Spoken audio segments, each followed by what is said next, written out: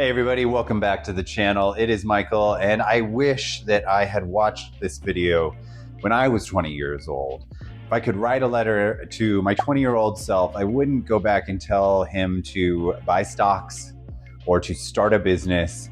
It would be one simple message. Buy a duplex, live in one unit, and let the rest of the numbers do the heavy lifting for the next 10 years.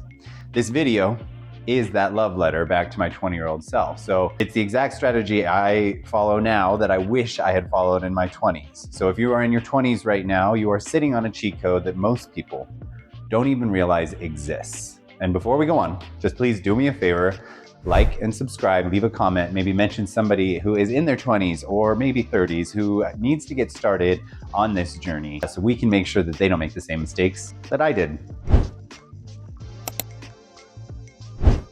All right, let's talk about how you can go from 0 to 5 properties, 10 doors, 6-figure equity, and thousands of dollars in passive income by the time you're 30s, using nothing crazy, just house hacking. All right, so let's get started. Dear 20-year-old me, you thought being smart with money was renting a cheap apartment, driving a paid off car, putting a little bit of tiny money into a 401k, and you were proud of that. And honestly, it wasn't terrible. But here's what nobody told you. Just by choosing a duplex instead of paying for that 1-bedroom apartment that is really sexy. That's what the strategy is. It's house hacking. It's available to everybody at any time, but when you first get started into buying your first property, it's especially powerful. So here's the basic idea. You buy a small multifamily property, you're gonna move into one unit and you're gonna rent out the others. As you are living there, the bank is gonna treat it as a primary residence.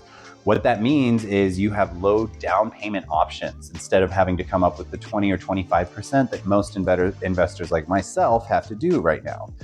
Think about $500,000 duplex. That's a reasonably good amount to purchase your first duplex, $500,000. 20% down would be $100,000. That's absolutely ridiculous for somebody in their 20s. But like I've mentioned in one of my other videos, there are low down payment programs available to the first-time homebuyer.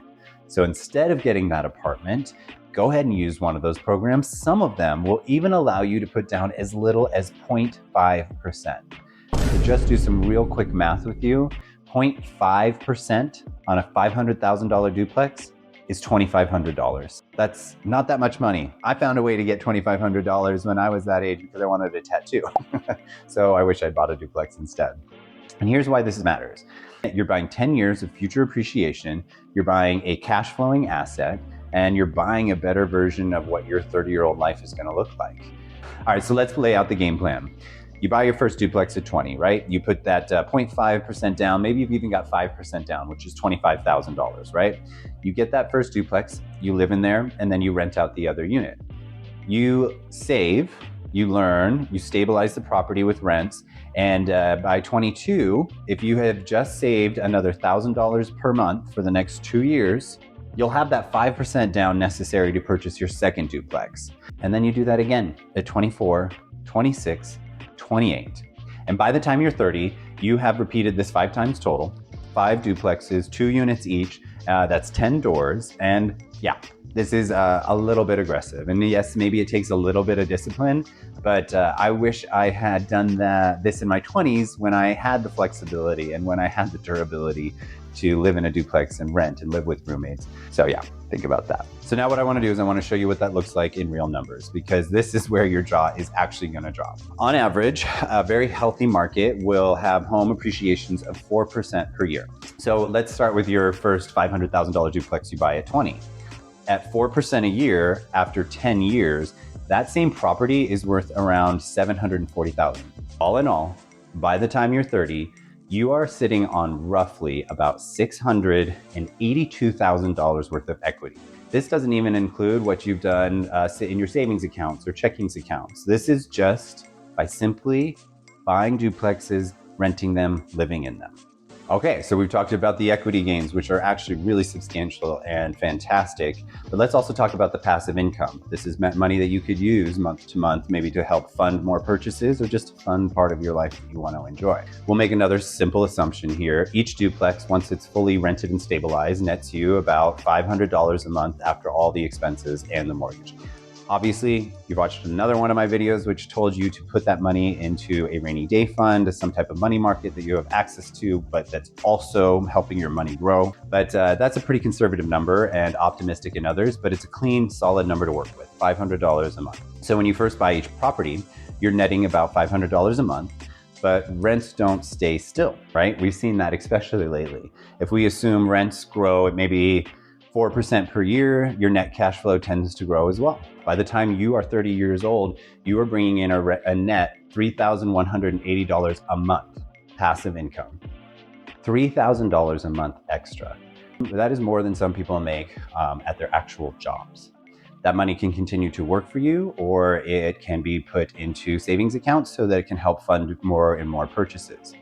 So all in all, what we're talking about here with your passive income using this strategy is about $38,000 per year extra, without clocking in, without asking for a raise, without trading your time for money. It's of course a simplified example, but real life has vacancies, repairs, you have crazy tenants. So if you watch some of our other videos, I've shared some stories about that. And then you'll get surprise expenses and tax bills, but all of those will be write-offs for you as well. Lastly, I just want to talk about the tax side really quick, because that's where real estate quietly beats a lot of other investments. When you own a rental property, you get to depreciate the building over time. That means on paper, the IRS lets you treat part of the building's value as an expense each year. You might be a cash flow positive with this property, but you're actually also still getting depreciation from the IRS's point of view. So the money is actually hitting your bank account, but on paper, you can sometimes show very little taxable income because depreciation is soaking up a lot of that. Another video that I did talked to you guys about cost segregation, and you can do this with investment properties, especially if you are a 1099 or a commission-based worker. When you buy a duplex and you cost segregate it, it can give you a massive tax write-off for that year, and you can carry it forward into other years. So now younger me needed a reality check too. This is not a magic button. Things can and do go wrong. Tenants can be late on rent, furnaces die at the worst possible time.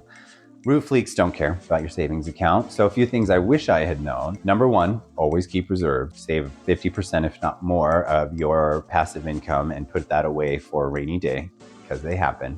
And if you're house hacking, aim for at least 3 to 6 months of expenses per property sitting in cash, right? Number two, don't stretch yourself to the edge of your personal bills. The whole point is to reduce the cost of living, not to inflate your lifestyle because the property will cover it. And number three, buy in areas with real demand. You want places where people actually want to live, not just the cheapest property that you can find. All right, number four, treat it like a business. Screen tenants, use written leases, do background checks, document everything. If you do that, you'll still have headaches from time to time, but you'll also have something people in their 20s have never built. Okay, so why does this matter so much in your 20s? Your 20s are when your time is your biggest asset. You've got probably lots of it.